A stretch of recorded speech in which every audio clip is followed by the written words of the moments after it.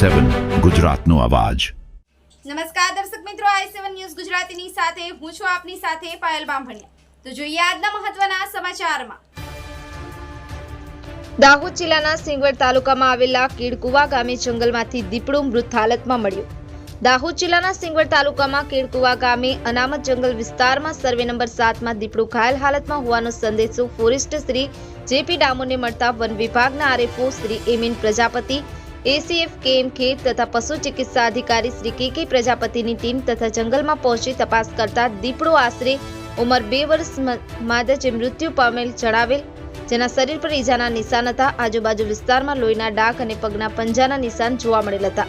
આ દીપડાનું મૃત્યુ અન્ય દીપડા સાથે આંતરિક લડાઈમાં થયેલું હતું, જેનું પીએમ પેનલ ડોક્ટર તથા સરકારી પંચોની હાજરીમાં માતાના પલ્લા નર્સરી ખાતે કરવામાં આવેલ હતું।